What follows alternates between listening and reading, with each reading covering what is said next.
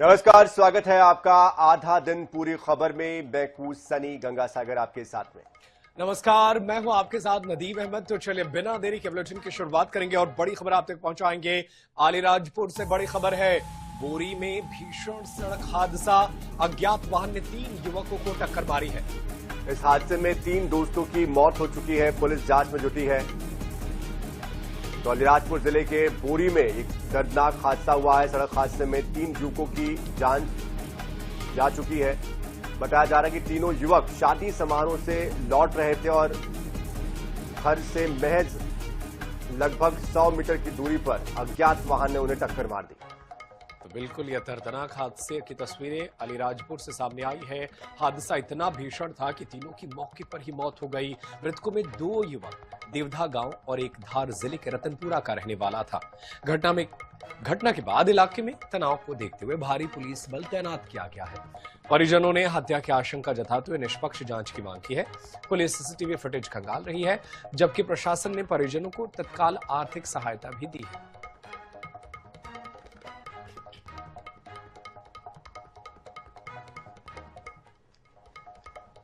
तो रुक करते अगली खबर का। बालाघाट से एक खबर है, जहां पर वारासिवनी में भीषण सड़क हादसा हुआ है और आबकारी विभाग की कार ने टक्कर मारी है। कार ने दूसरी कार को भी टक्कर मार दी। आबकारी विभाग कार चालक की मौत, दूसरे कार में सवार एक बच्चा घायल हुआ है। सीएम राइज स्कूल के पास की यह घटना है। ये देखिए तस्वीरें भी आप तक पहुंचा रहे हैं। आबकारी विभाग कार चालक की मौके पर ही मौत हो गई है। दूसरे कार में सवार एक बच्चा भी घायल हुआ है। जानकारी मिलते ही पुलिस प्रशासन की टीम मौके पर पहुंची है और पूरे मामले की जांच पड़ताल में जुट गई है। वारासिवनी का ये पूरा मामला है, जहां पर भीषण सड़क दुर्घटना हुई। आबकारी विभाग के कार ने टक्कर मारी और इस पूरे मामले में कार चालक की मौत हो गई। और चलिए इस बीच एक और बड़ी खबर आप तक पहुंचाते हैं। सागर से बड़ी खबर है। चर्चाओं में विधायक गोपाल भार्गव का बयान। मंच से बोले, जाति के सामने पार्टी कुछ नहीं, वोट की ताकत से अधिकार और सम्मान मिलने की कही बात। तो ब्राह्मण समाज को संगठित होने की नसीहत उन्होंने दी है। पूर्व गृह मंत्री नरोत्तम मिश्रा ने भी सामाजिक मुद्दों पर जोर दिया। सागर से ब्राह्मण समाज के प्रांतीय सम्मेलन में दोनों ही नेता शामिल हुए थे। तो बिल्कुल चर्चाओं में है एक बार फिर से विधायक गोपाल भार्गव। अपने बयान से वो अक्सर चर्चा में रहते हैं। उन्होंने कहा कि जाति के सामने पार्टी कुछ भी नहीं है, वोट के ताकत से अधिकार मिलता है। ब्राह्मण समाज को उन्होंने संगठित होने की उन्होंने सलाह दी है। पूर्व गृह मंत्री नरोत्तम मिश्रा भी इस दौरान कार्यक्रम में मौजूद रहे।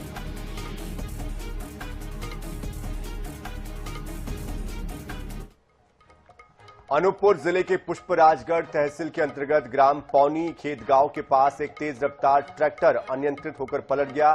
ट्रैक्टर डिंडोरी जिले के करंजिया से आ रहा था, जिसमें ड्राइवर सहित 4 लोग सवार थे। हादसा इतना भीषण था कि सभी लोग ट्रैक्टर के इंजन के नीचे दब गए और मौके पर ही उनकी मौत हो गई। सूचना मिलते ही करण पठार थाना पुलिस मौके पर पहुंची और शवों को बाहर निकालकर पोस्टमार्टम के लिए भेजा गया। दुर्घटना के बाद से इलाके में शोक और सनसनी का माहौल बना हुआ है, तनाव का माहौल बना हुआ है।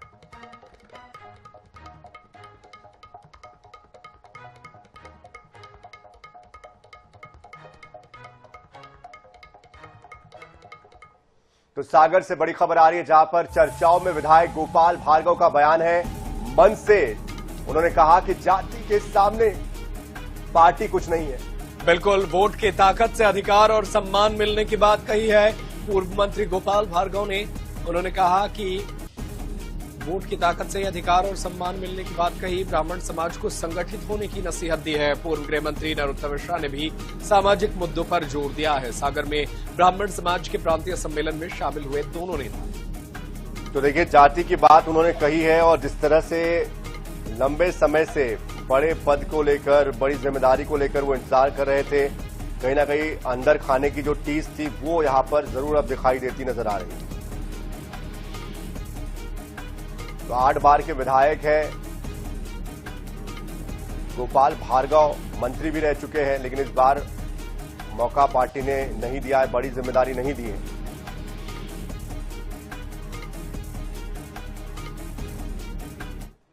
अपनी पार्टी के व्यक्ति की तरफ भी जाएगा, भले ही वो खुल के प्रचार।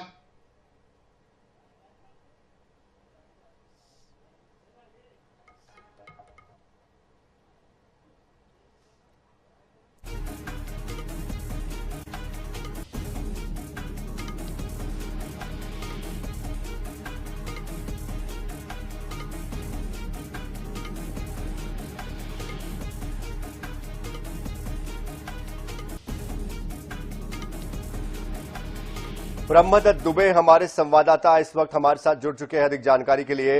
ब्रह्मदत्त, आपसे जानना चाहते हैं आखिरकार ये बयान देने की जरूरत क्यों महसूस हुई गोपाल भार्गव को, और क्या कुछ उन्होंने कहा है?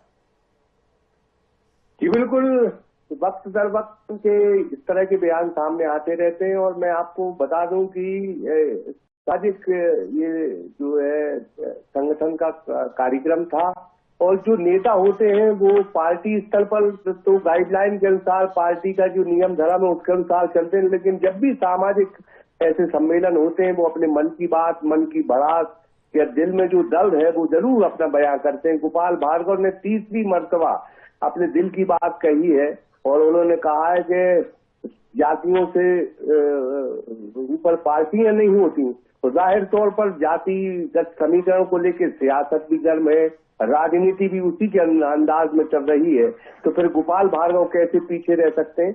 मैं बताता चलूं आपको एक बात कि भारतीय जनता पार्टी के बहुत सीनियर और कद्दावर नेता गोपाल भार्गव हैं और जिस हैसियत से उनका कद है उस हैसियत से इस दफा पार्टी ने उनके साथ न्याय नहीं किया और वक्त दर वक्त उनका ये दर्द जो है छलकता रहता है और ये तीसरी मर्तबा है साल में, बता दूं मैं आपको, जब गोपाल भार्गव का दर्द छलका है और उन्हें एक सामाजिक जो ब्राह्मण संगठन प्रांतीय सम्मेलन हो रहा था उसमें ये बात कही। जी बिल्कुल, लेकिन ब्रह्मदत्त, जिस तरह से नरोत्तम मिश्रा भी यहां पर मौजूद थे, क्या उनकी तरफ से भी कुछ कहा गया है? और दूसरी बड़ी बात, इसका मतलब मायने क्या निकाला जाए, क्योंकि 8 बार के विधायक है, मंत्री भी रह चुके हैं, कद्दावर नेता है, क्या वो एक संदेश देने की कोशिश कर रहे हैं संगठन को?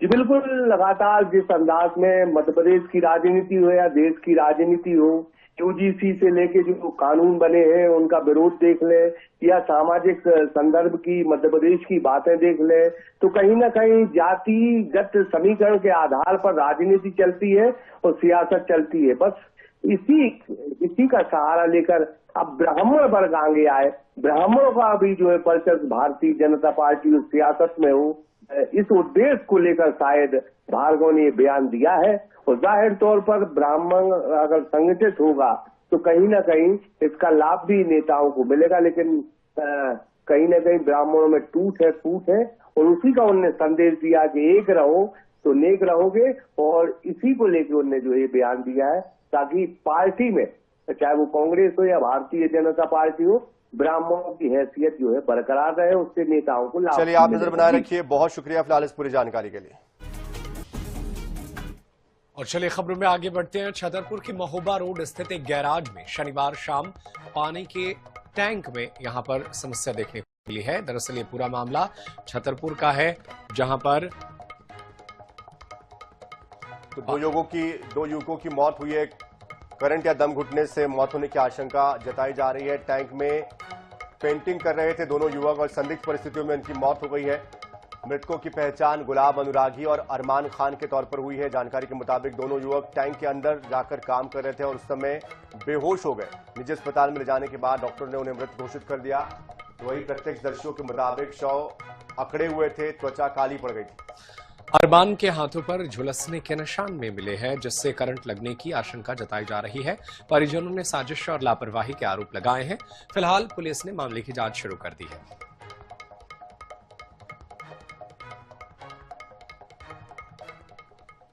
क्या घटना हुई आज, क्या देखा आपने, कहां पर? हमने गड़ी में लहरा में देखा कि हमारे ये दोनों भाई टैंकर में डले हुए थे। हाँ, तो फिर हमने हाल निकाला, देखा जब काफी देर ढूंढते भी रहे पहले से हम लोग। ये लोग क्या करते थे दोनों लोग? ये दोनों लोग उसमें कलर कर रहे थे। हमको बताया गया है कि आपका भाई गड़ी मलहरा में पड़ा डरा है, तो आप जल्दी से जल्दी आ जाइए। तो हम जैसे जब गड़ी मलहरा पहुंचे तो हमको जानकारी आई कि आप मिशन अस्पताल पहुंचो। तो जैसे मिशन अस्पताल पहुंचे तो हमको बताया गया कि मतलब आपका भाई खत्म हो गया। हमें पता चला कि जे गड़ी मलहरा में है, इनका एक्सीडेंट हो गया। जे नहीं बताया कि फिर कुछ लोगों ने बताया कि टैंकर में इनकी लाश मिली है, करंट लगा के इनकी मौत को अंजाम दिया इन लोगों ने। जे आधा टैंकर पुत गया था, आधा रह गया था बकाया, और जिन लोगों ने निकाला है उनको भी तो करंट लगना चाहिए था उस समय। जिसने निकाला है टैंकर को, टैंकर से उन लोगों को, उसको क्यों नहीं करंट लगा? इन लोगों को बस करंट लगा। और चलिए इसी खबर पर ज्यादा जानकारी के लिए हम अपने सहयोगी का रुख कर लेते हैं। हमारे साथ विनोद मिश्रा जुड़े हुए हैं। विनोद, क्या है ये पूरा मामला और पुलिस इस पूरे मामले में जांच पड़ताल कर रही है, तो कहां तक पहुंची है जांच पड़ताल? ये आपको बता दें कि छतरपुर के महोबा रोड स्थित एक गैरेज था। उस गैरेज में पानी की टैंक को लेकर पेंटिंग का काम कर रहे जो युवक थे, जो टैंक के अंदर मृत अवस्था में पड़े मिले। वहां पर जो स्थानीय लोगों ने जब देखा तो मृत अवस्था में पड़े हुए थे।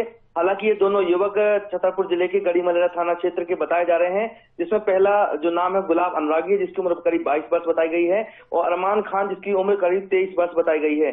तो पुलिस ने हालांकि मर्ग कायम करके और पोस्टमार्टम के लिए डेड बॉडी को रखा दिया गया है। वहीं परिजनों के गंभीर आरोप है कि लगता है कि करंट देने से इनको मारा गया है, ना कि दम घुटने के कारण। हालांकि पुलिस पूरे इस मामले में अभी जांच कर रही है।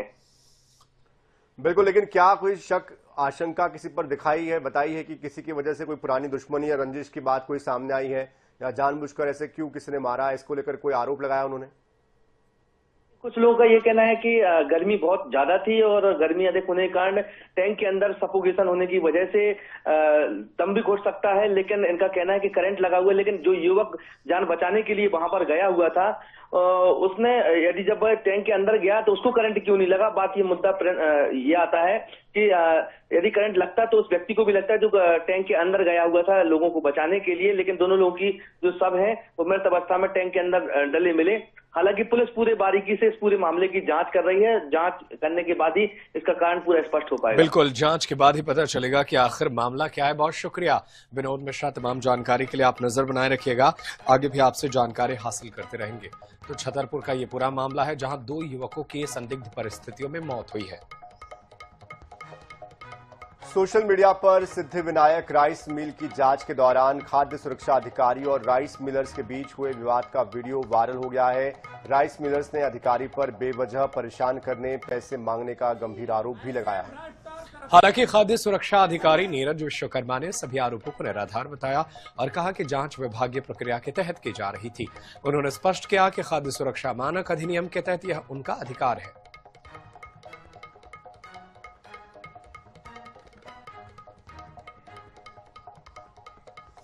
और भोपाल में सीएम डॉक्टर मोहन यादव ने परशुराम जयंती के अवसर पर प्रदेशवासियों को शुभकामनाएं दी।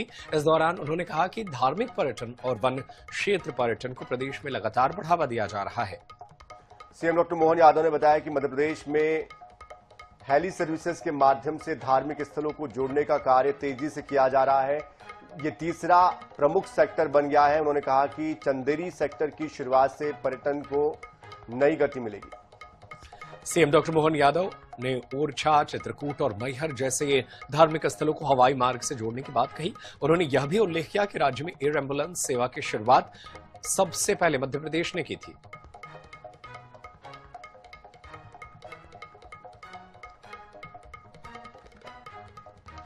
और चलिए आपको सीधे लिए चलते हैं उज्जैन, जहां पर सीएम डॉक्टर मोहन यादव इस वक्त संबोधित कर रहे हैं। कहां उत्तर आ गया, कहां घटिया आ गया, ऐसे चारों तरफ ये लगा हुआ पूरा विधानसभा का क्षेत्र।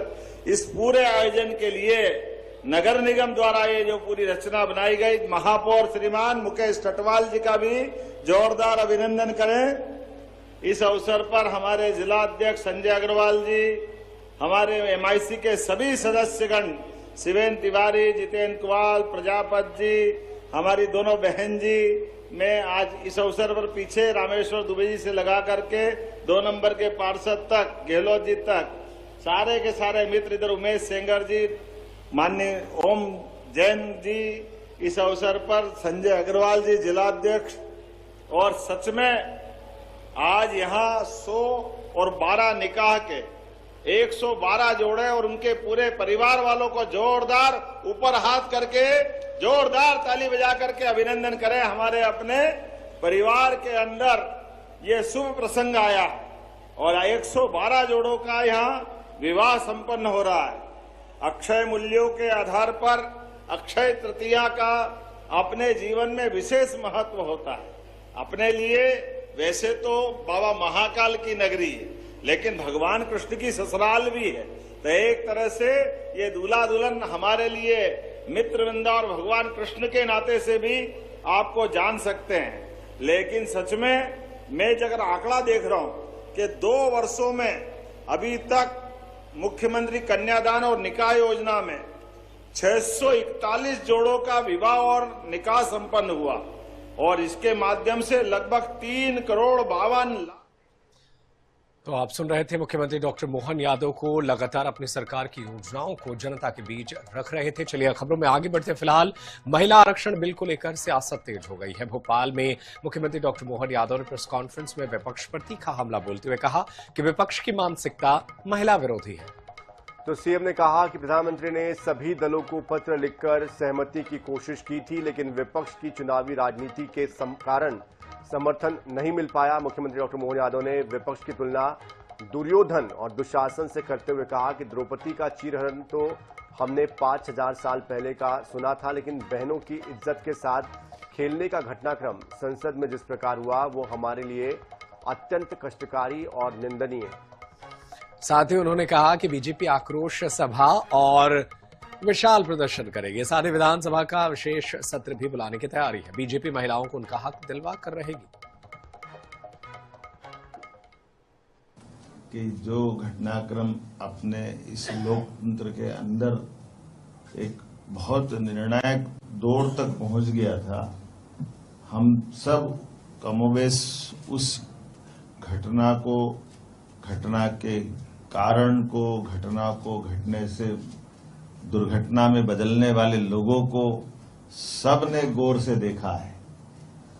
जितने भी जिसके अंदर के मनोभाव थे, एक एक करके द्रौपदी का चीरहरण तो हमने 5000 साल पहले सुना था, लेकिन बहनों के साथ, बहनों की इज्जत के साथ खेलने का घटनाक्रम पार्लियामेंट में जो हुआ है, सारे दुशासन, सारे दुर्योधन, सारे कौरव पक्ष के लोग जिस प्रकार से वो उस घटना के अंदर हिस्सा ले रहे थे, वो हमारे लिए अत्यंत कष्टकारी है, निंदनीय है।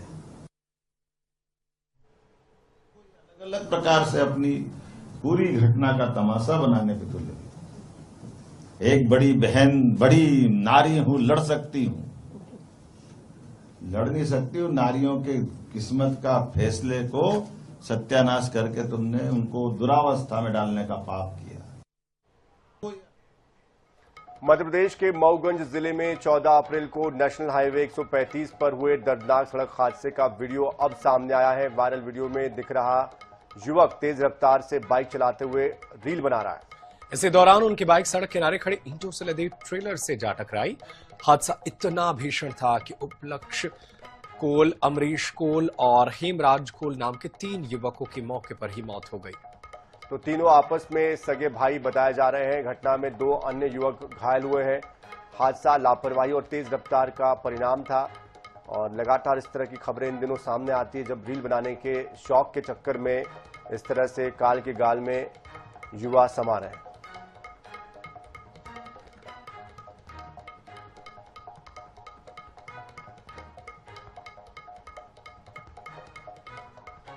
तो ये आखिरी वीडियो है इन लड़कों का, जो कि किस तरह से ओवरटेक करते हुए, रील बनाते हुए, आगे तेजी से गाड़ी चलाते हुए जाते हुए दिखाई देते हैं।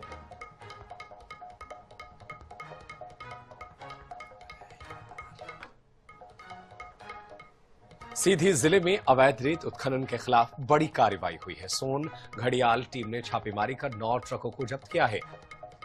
तो ये ट्रक सोन नदी से अवैध रूप से रेत निकालकर रीवा, शहडोल, सीधी में सप्लाई कर रहे थे। मैहर जिले की सीमा में 3 रेंज के करीब 40 से ज्यादा हथियारबंद कर्मचारियों ने देर रात रामपुर लेकिन क्षेत्र के कुबरी गांव में दबिश दी थी। कार्रवाई के दौरान मौके पर अफरा तफरी मच गई और कुछ वाहन चालक ट्रक लेकर फरार हो गए।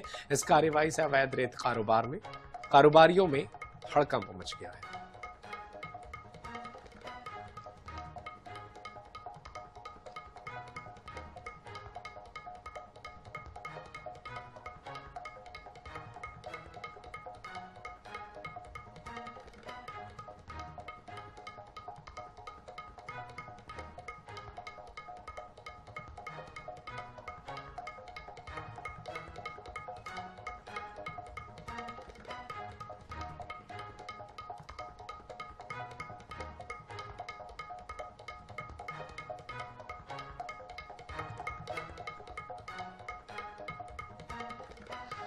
तो अवैध रेत परिवहन का ये पूरा मामला सीधी से आया है सोन नदी में अवैध रेत उत्खनन, जिसमें कार्रवाई करते हुए टीम ने 9 ट्रकों को जब्त किया है। सोन घड़ियाल टीम का छापा और इस कार्रवाई में 9 ट्रकों को जब्त किया गया है, जिससे रेत माफियाओं में हड़कंप मचा हुआ है।